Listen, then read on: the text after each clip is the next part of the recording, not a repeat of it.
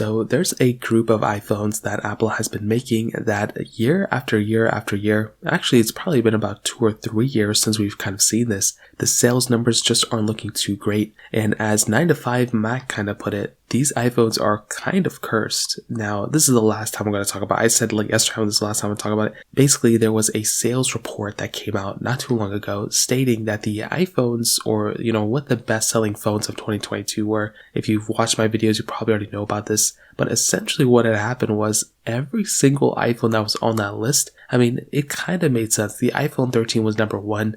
The iPhone 12 was on there, the 14 Pros, the 14 standard, but there were 2 iPhones that were not on that list, which was kind of surprising. And those iPhones were the iPhone 14 Plus and the iPhone 13 mini. Now, when I look at those devices and I think to myself, I can totally see why the 14 Plus wouldn't be on the list for top 10 selling phones, but the 13 mini was kind of surprising considering that it was a pretty big upgrade coming from the iPhone 12 mini, and it was still a phone that Apple was selling, all throughout last year. Apple was selling that phone, since the beginning of that year to the end of that year, and it even got a price drop, and I was surprised that iPhone didn't sell that much. Now, that also kind of brings me to my next point, which is there were some phones that outsold these ones. I mean, the iPhone 12 outsold both the iPhone 13 mini and the iPhone 14 Plus. In fact, the iPhone SE 2022 model, the third iPhone SE, it basically outsold the iPhone 14 Plus and the iPhone 13 mini, and that phone came out later on that year. It didn't even come out the first day. It came out, in like March, like this time last year. So the iPhone 13 mini had that much better of a longer run ahead of it.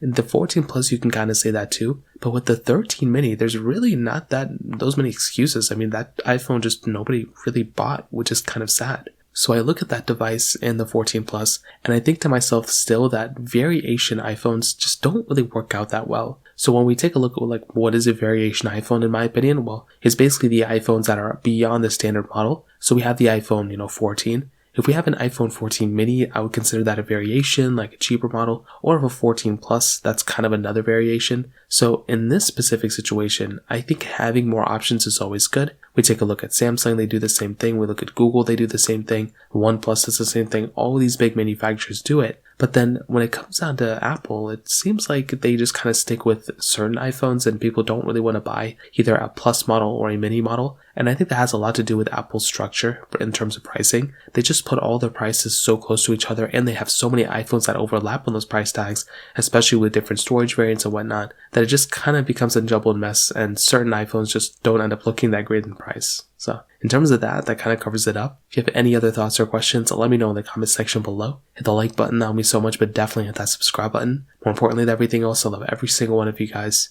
Hopefully I'll catch you guys in the next video. Peace out till then.